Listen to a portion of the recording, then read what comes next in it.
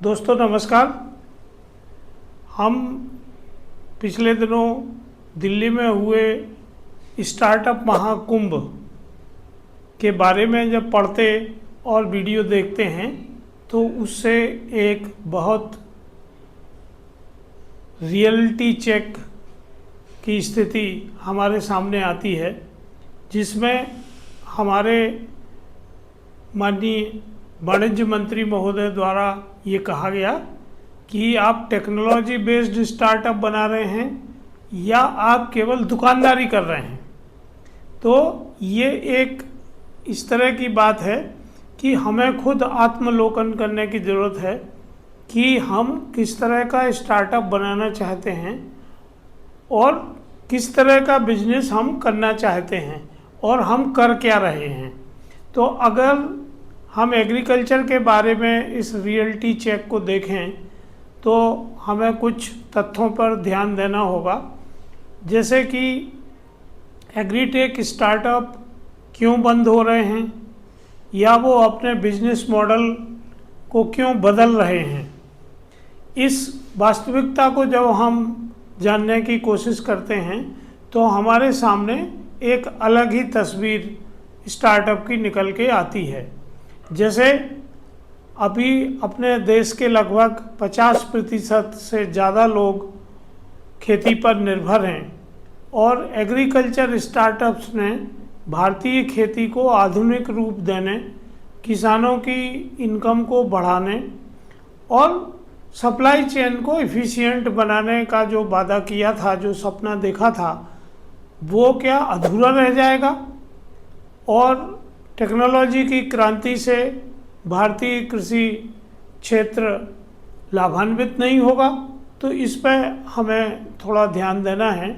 तो जैसे कि हम सब जानते हैं कि भारत की जो आधी आबादी है, लगभग 50%, वो एग्रीकल्चर पर निर्भर है और जो कुल हमारी जीडीपी है उसमें 18% का योगदान करते हैं। मतलब ये है कि एक भारतीय किसान औसत 46,000 रुपये कमाता है और अगर इसको हम साल की इनकम में देखें तो ये 8-9 हज़ार रुपये ही महीने की होती है। इसका मुख्य कारण ये है कि जब उनकी आमदनी कम होती है तो उन्हें बहुत ज़्यादा नॉन फार्मल सेक्टर से लोन लेना पड़ता है, जो भारी ब्याज राशि पे उपलब्ध हो पाता है। चाहे वो मनी लेंडर हों, एनबीएफसी हो, माइक्रो फाइनेंस कंपनियां हों, इन सब की ब्याज दरें जो बैंकिंग की ब्याज दरें हैं उनसे बहुत ज़्यादा होती हैं। इसीलिए जो अधिकांश किसान हैं वो भारी कर्जे में डूब जाते हैं और वो जब एक बार लोन ले लेते हैं तो पीढ़ी दर पीढ़ी ये लोन चलता रहता है। क्योंकि हमारे यहाँ जो 70% किसान हैं उनके पास 1 हेक्टेयर से कम ज़मीन है और वो सभी सीमांत किसान हैं। अगर हम इसी सीन की तुलना अमेरिका से करें, क्योंकि अमेरिका अभी बहुत कोशिश कर रहा है कि भारत अपना एग्रीकल्चर सेक्टर व्यापार के लिए खोल दे, तो अमेरिका की मोटा मोटी 10% जनसंख्या सभी तरह के एग्रीकल्चर के कामों पर निर्भर करती है और ये अमेरिका की जीडीपी में 5.5% का योगदान देते हैं। इसका मतलब ये है कि वहाँ एक किसान औसतन 39 लाख रुपए कमा लेता है सब खर्च निकालने के बाद, जबकि भारत में औसतन पूरी साल में 46,000 रुपये ही कमा पाता है। तो ये क्या, जब एग्रीकल्चर सेक्टर खुलेगा तो भारत के किसान क्या इस प्रतिस्पर्धा में टिक पाएंगे। तो इसका मुख्य कारण क्या है कि हमारी जो कृषि है वो बहुत इनएफिशिएंट है, उसमें उतना पैसा वो जनरेट नहीं कर पाते हैं जैसे दूसरे सेक्टर में कर पाते हैं। जैसे अगर हम देखें कि आईटी सेक्टर में लगभग 0.5% जनसंख्या काम करती है और वो टोटल जीडीपी का 7.5% कंट्रीब्यूट करते हैं।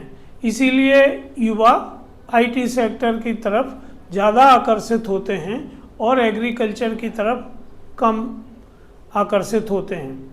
अगर हम फंडिंग की बात करें तो शासकीय और प्राइवेट फंडिंग स्टार्टअप में बहुत तेज़ी से बढ़ी।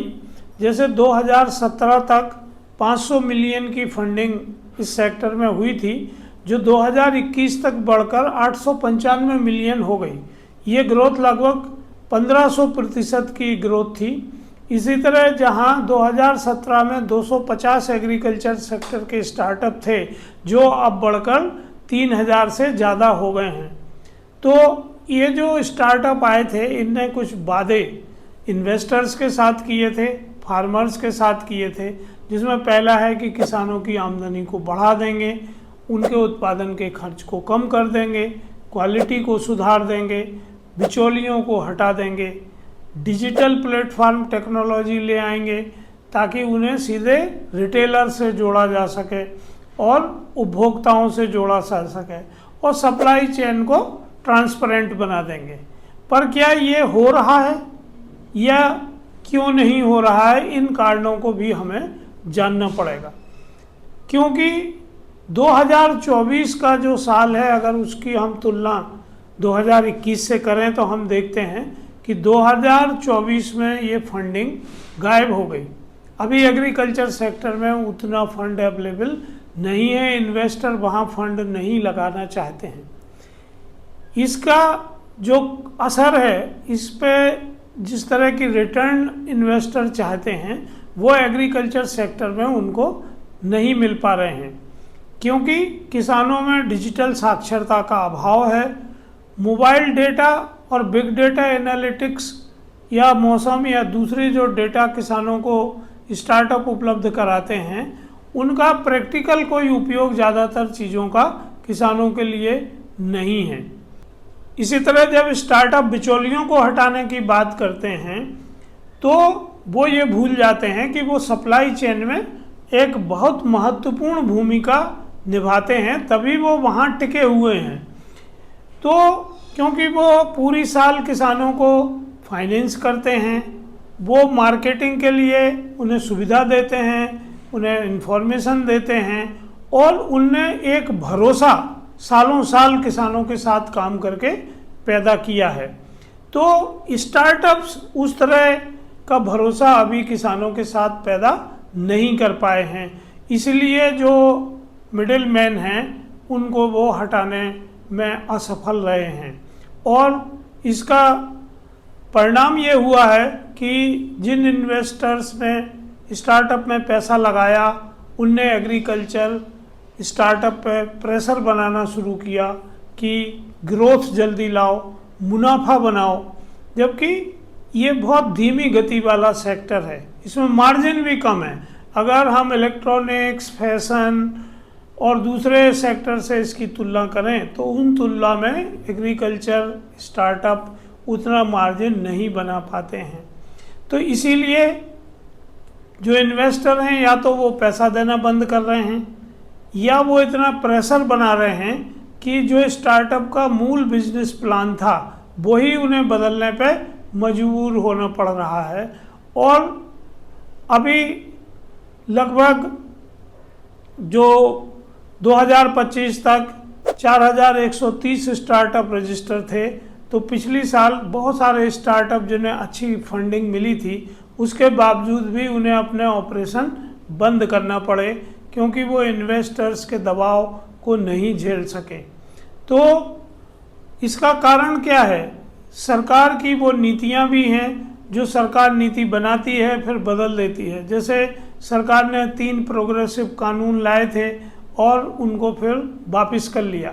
इसी तरह कभी निर्यात खोलते हैं, कभी निर्यात बंद करते हैं, कभी इसेंशियल कमोडिटी की लिमिट कम करते हैं, कभी बढ़ा देते हैं, कभी इंपोर्ट ड्यूटी बढ़ा देते हैं। तो इन सब चीज़ों से स्टार्टअप लगातार अपना ठीक ठीक बिजनेस डेवलप नहीं कर पाते हैं।